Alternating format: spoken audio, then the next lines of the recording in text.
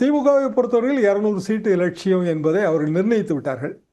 200 சீட்டு என்றால் 234, 200 சீட்டு திமுகவுக்கே என்றால் அதிமுகவுக்கு எத்தனை சீட்டுகள்? எனவே தனிப்பெரும்பான்மையுடன் நாங்கள் ஆட்சி, அதாவது ஒரு குறைந்தபட்சம் 125 130 தொகுதிகள் என்று எடப்பாடி பழனிசாமி அவர்கள் ஒரு செய்தி விடுக்கிறார்.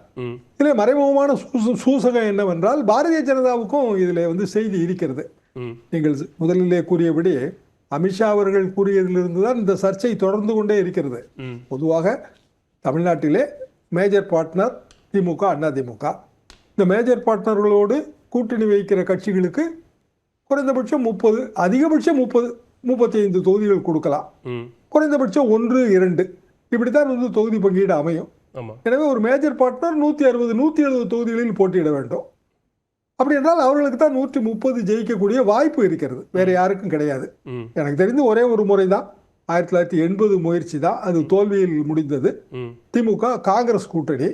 அதற்கு பிறகு கூட கலைஞர் முரசொலி பத்திரிகையிலே, அப்போது நான் அண்ணா, 1980 ஜூன் மாதம் ஜூலை மாதம், ஜூன் மாத கடைசி வாரம் அல்லது ஜூலை மாத முதல் வாரம் தேர்தல் தோல்வி பற்றி முரசொலியிலே கலைஞர் எழுதும்போது இந்த கூட்டணி ஆரம்பத்திலிருந்தே பொருந்தா கூட்டணியாகத்தான் இருந்தது, இதுதான் எலி தவளை கூட்டணி.